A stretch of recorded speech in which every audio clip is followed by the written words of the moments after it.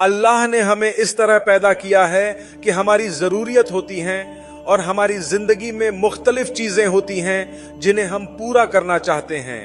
हम हमेशा अल्लाह ताला के मोहताज होते हैं, वही हमारी ज़रूरतें पूरी करने वाला है और हम उसी को पुकारते हैं।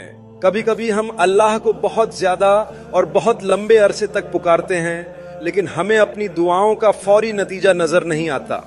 मगर हमें ये जान लेना चाहिए कि जब भी हम अल्लाह से दुआ मांगते हैं, वह दुआ अल्लाह के यहाँ लिख ली जाती है। दुआ करना बहुत बड़ी इबादत है।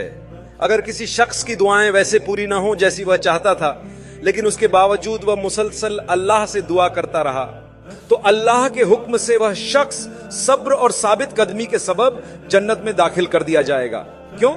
क्योंकि उसने अपनी जिंदगी में सब्र से काम लिया और आजमाइश को बर्दाश्त किया। अल्लाह बेहतर जानता है कि आपके लिए कब और क्या बेहतर है।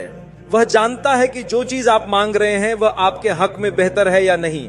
वह जानता है कि अगर आपको वह चीज दी जाए तो वह आपके लिए फायदेमंद होगी या नुकसानदेह। कभी कभी हम ऐसी चीजों की ख्वाहिश करते हैं जो हमें अच्छी लगती हैं, लेकिन दरहकीकत वह हमारे लिए नुकसानदेह होती है।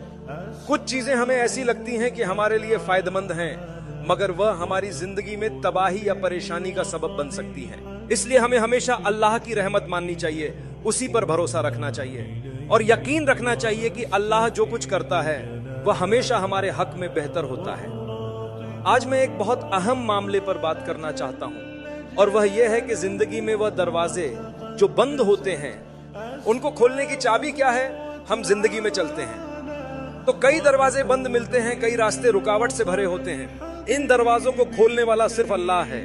मिसाल के तौर पर किसी शख्स का रिज्क, कभी वह माली तंगी में मुब्तला होता है, कर्ज में डूबा होता है, अच्छी नौकरी नहीं मिलती, तनख्वाह कम होती है।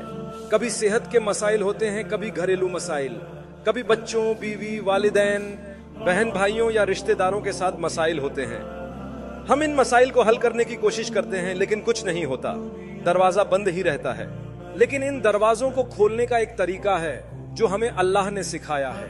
ये एक बहुत आसान तरीका है, लेकिन हम में से बहुत से लोग इसे नजरअंदाज कर देते हैं। शैतान हम पर इतनी मेहनत करता है कि जो चीजें अल्लाह ने हमारे लिए आसान रखी हैं, शैतान हमें वह सबसे डालकर यह बताता है कि यह बहुत आसान है, यह हल नहीं हो सकता, तुम्हें इससे ज्यादा कुछ करना होगा। हालांकि अल्लाह फरमाता है कि यही हल है। हल बहुत सादा है, लेकिन इस पर कायम रहना जरूरी है। अगर आप सिर्फ इसलिए नमाज पढ़े कि आज आप बीमार हैं और उम्मीद रखें कि कल सुबह शिफा मिल जाएगी, तो ऐसा नहीं होता। आप दुआ करें, अल्लाह से इल्तिजा करें, क्योंकि आपको माली मुश्किलात का सामना है, और ये उम्मीद करें कि कल सुबह कोई 2 मिलियन आपके कदमों में डाल देगा, तो ऐसा फौरी तौर पर नहीं होगा। अल्लाह ऐसा कर सकता है, मगर वह ऐसा नहीं करेगा, क्योंकि जब इंसान मुश्किल में होता है तो उसका दिल नरम हो जाता है। जब कोई बीमार होता है या माली मुश्किलात में होता है, तो क्या वह मस्जिद नहीं जाता? क्या वह अल्लाह से गिड़गिड़ा कर दुआ नहीं करता? क्या वह अपने गुनाहों पर आंसू नहीं बहाता? क्या वह अल्लाह से नहीं कहता, या अल्लाह, मैंने जो जीना किया माफ कर दे, मैं दोबारा नहीं करूंगा। मैंने जो शराब पी माफ कर दे, मैं दोबारा नहीं पीऊंगा। मैंने जो जुआ खेला माफ कर दे, मैं दोबारा नहीं खेलूंगा। लेकिन या अल्लाह, अब मेरे साथ एक बहुत बड़ी मुश्किल है। बंदा उस वक्त अल्लाह के बहुत करीब होता है, क्योंकि वह मुसीबत में है। बाज औकात अल्लाह अपनी रहमत से बंदे को उसी हालात में रखता है ताकि वह अल्लाह के करीब रहे, क्योंकि अगर फौरन सब कुछ दे दिया जाए तो शायद बंदा अल्लाह को भूल जाए। लेकिन इन दरवाजों को खोलने की एक चाबी है, और वह चाबी बहुत सादा है, अस्तगफिरुल्लाह। यही चाबी है जो बंद दरवाजों को खोलती है। अस्तगफिरुल्लाह का मतलब है, ऐ अल्लाह, मैं तुझसे बख्शीश चाहता हूँ, मुझे माफ फरमा। हम में से बहुत से लोगों को गलत फहमी होती है कि सिर्फ गुनाह करने के बाद ही इस्तगफार पढ़ना चाहिए, लेकिन ऐसा नहीं है। चाहे हमें कोई खास गुनाह याद हो या ना हो, फिर भी हमें इस्तगफार पढ़ना चाहिए। यही दुनिया और आखिरत की भलाई के दरवाजे खोलने की चाबी है।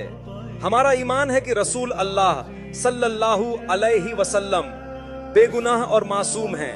आप सबसे कामिल इंसान हैं, अल्लाह के सबसे प्यारे नबी। लेकिन हदीस में आता है कि आप सल्लल्लाहु अलैहि वसल्लम दिन में 70 से 100 मर्तबा इस्तगफार पढ़ा करते थे। क्या आपने कभी सोचा कि जब वह बेगुनाह थे तो फिर क्यों इस्तगफार करते थे? इसका जवाब यह है कि इस्तगफार भलाई के दरवाजे खोलने की चाबी है। जो कुछ आप चाहते हैं अल्लाह से माफी मांगे, लेकिन इस्तगफार दिल से होना चाहिए, सिर्फ जुबान से नहीं। अगर आप दिल से एक मर्तबा कहें या अल्लाह मुझे माफ कर दे कह दे, ये 1000 मर्तबा बगैर तवज्जो के कहने से ज्यादा असर रखता है। अगर आपको अरबी में मुश्किल हो तो अपनी जबान में कहे या अल्लाह मुझे माफ कर दे, आप इसके असरात खुद देखेंगे। जब मस्जिद में दाखिल हो रहे हो, जब निकल रहे हो, जब नमाज के बाद बैठे हो, जब गाड़ी चला रहे हो, जब किचन में हो, जब लिबास पहन रहे हो, जब काम कर रहे हो, जब चल रहे हो, जब बात कर रहे हो, बार बार या अल्लाह मुझे माफ कर दे कहीं अगर आप रोजाना 100 मर्तबा इस्तगफार कर लें तो जिंदगी के सारे बंद दरवाजे खुल जाएंगे। मेरे भाइयों और बहनों, ये इतना ताकतवर जुमला है कि ये आपको सीधा जन्नत तक ले जा सकता है। एक दिन हम सबको मरना है। अगर हम रोजाना इस्तगफार करने के आदी हो जाएं तो इसका मतलब है कि जिस दिन हम मरेंगे उस दिन भी हमने कहा होगा, ए अल्लाह मुझे माफ फरमा। हर बार जब हम इस्तगफार कहते हैं वह नामे अमाल में लिख लिया जाता है, और जब हम अल्लाह ताला के हुजूर पेश होंगे और हमारे अमाल नामे सामने रखे जाएंगे तो वह देखेगा कि इस बंदे ने मरने से पहले उस दिन 30 बार कहा, ए अल्लाह मुझे माफ फरमा। क्या आप समझते हैं कि सबसे ज्यादा रहम करने वाला, सबसे ज्यादा मेहरबान और सबसे ज्यादा बख्शने वाला आपको माफ नहीं करेगा? क्या वह आपको जहन्नम में डाल देगा? हरगिज नहीं। अल्लाह ताला कभी भी आपकी सच्ची तौबा को रद्द नहीं करेगा।